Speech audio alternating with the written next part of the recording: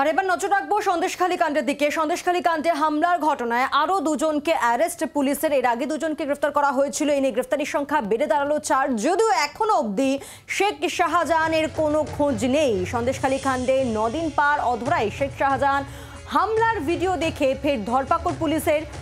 আরো দুজনকে গ্রেফতার করলো পুলিশ। বিমল বসু রয়েছেন আমাদের প্রতিনিধি। বিমল, কি জানা যাচ্ছে এখনো পর্যন্ত? বিশেষত শাহজাহান শেখ 9 দিন পার করে তার কোনো রকম সন্ধানই পুলিশ পাচ্ছে না। যে দুজনকে আটক করা হয়েছে বা গ্রেফতার করা হয়েছে তাদের সম্পর্কে বা কি জানা যাচ্ছে? এখন সৌমদিত্য 9 দিন পার হয়ে গেছে, তুমি ঠিকই বলেছো। এখনো শাহজাহান এখনো অধরা, তার কোনো রকম এখনো পর্যন্ত পুলিশ শেষ করতে পারেনি। তবে গত 2 দিন আগে সন্দেশখালী ভেড়ি এলাকা থেকে সুকমল সর্দার এবং মেহবুর মোল্লা বলে দুজনকে গ্রেপ্তার করে।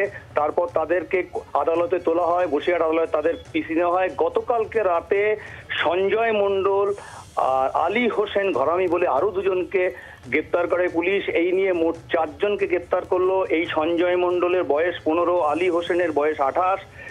এই সঞ্জয় মণ্ডলকে নেজাট এলাকার বাগদিপাড়া একটি বাজারের এলাকায় লুকিয়েছিল, সেখান থেকে পুলিশ তাকে গ্রেপ্তার করেছে। আর আলী হোসেন ঘরামি এই মিনাখার খড়িবাড়ি একটি বাজার এলাকা থেকে গতকাল রাতে তাদেরকে গ্রেপ্তার করে। আজকে বসিরহাট আদালতে এই মুহূর্তে তোলা হলো।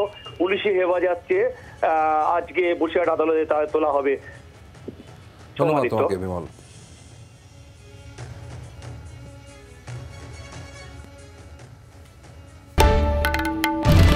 বাংলার আওয়াজ, বাঙালির আবেগ, জি 24 ঘন্টা।